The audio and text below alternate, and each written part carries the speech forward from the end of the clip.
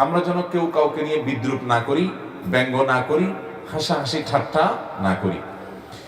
Social মিডিয়ার কল্যাণে আজকাল এই অপরাধটা আমাদের মধ্যে ব্যাপক আকারে দেখা দিয়েছে। কারোর একটা কিছু পাইলেই হলো শুরু হয় ট্রলবাজি।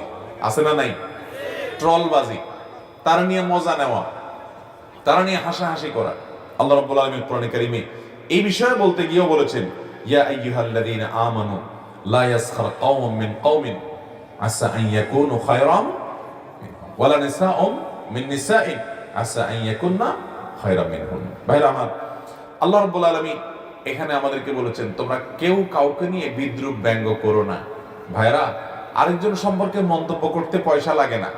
হুটহাট করে একটা মন্তব্য করে দিলেন, হতে পারে সে আল্লাহর কাছে আপনার চাইতে বেশি প্রিয়, আপনি আল্লাহর কাছে অপ্রিয় হতে পারে কি পারে না। আপনি যার বিরুদ্ধে ফতোয়া দিচ্ছেন, হতে পারে তার কোনো আমলের কারণে সে আল্লাহর কাছে অনেক প্রিয়, আপনি পিছিয়ে আছেন। এই জন্য ইমানদার কখনো কাউকে নিয়ে ব্যঙ্গ বিদ্রুপ করবে না। নিজের চিন্তা করে শেষ যে আমার কি হাল হবে আখিরাতে আমি জানি না। ওয়ালা তানাবাযু বিল আলকাব, তোমরা একে অন্যকে খোঁচাখুচি করো না এবং মন্দ নামে ডেকো না। দেখবেন ফেসবুকে বিভিন্ন জায়গাতে কি পরিমাণ টাইটেল একজন আরেকজনকে দিতে পারে, আছে না নাই? দুনিয়ার যত টাইটেল আছে একজন আরেকজনকে গালি দিয়ে দিবে এবং অনেক গালি আছে হুজুরদের খুব পছন্দের গালি, আছে না নাই? একজন আরেকজনকে বললো চুপা, তুমি কিভাবে জানলা?